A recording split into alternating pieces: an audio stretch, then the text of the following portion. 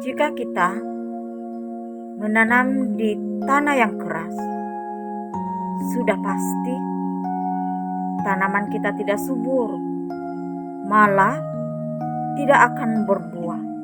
Tetapi jika kita menanam di tanah yang keras, tetapi kita terlebih dahulu menggembur tanah itu,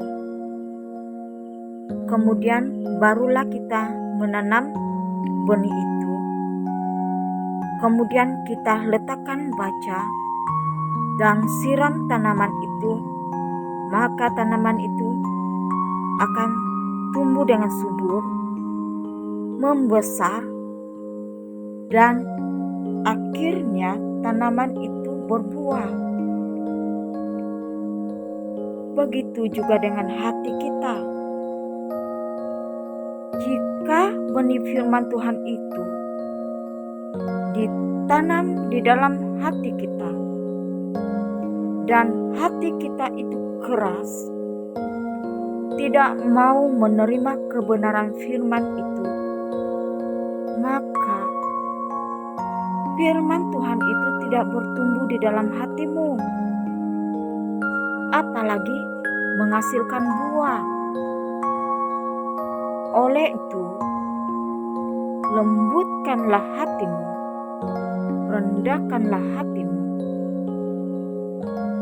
agar benih kebenaran firman Tuhan dapat bertumbuh di dalam hatimu, dan kamu akan berhasil berbuah.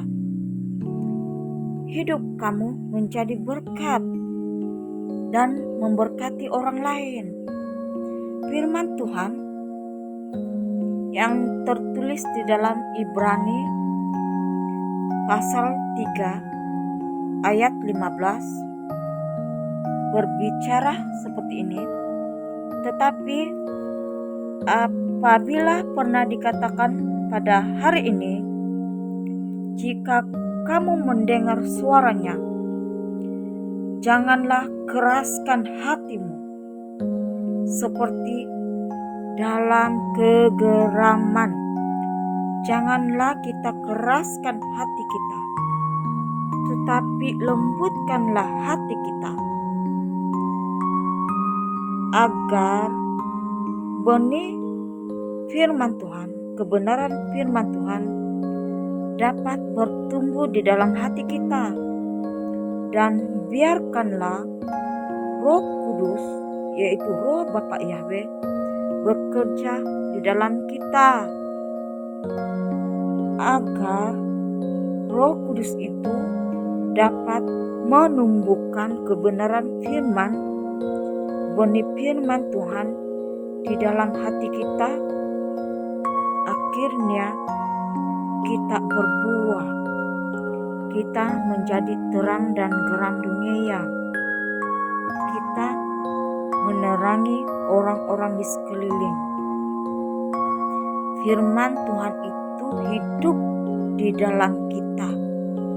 Benih kebenaran firman Tuhan itu hidup di dalam kita, dan kita melakukan kebenaran itu. Akhirnya kita akan mendapat hidup yang kekal, karena kita mempercayai firman itu. Jagalah hati kita agar tidak keras. Lembutkan hati kita, rendahkan hati kita, agar bertumbuhnya firman Tuhan, dan apa saja yang kita lakukan akan berhasil. Tuhan Yesus memberkati kita semuanya yang sudah merendahkan diri di kakinya Bapa Yahweh untuk menerima kebenaran firman-Nya Bapa Yahweh. Biarkanlah Roh Bapa Yahweh itu menuntun hidup kita, agar kita dapat berjalan di dalam kebenaran firman-Nya Allah, yaitu firman-Nya Bapa Yahweh. Tuhan Yesus memberkati kita semuanya.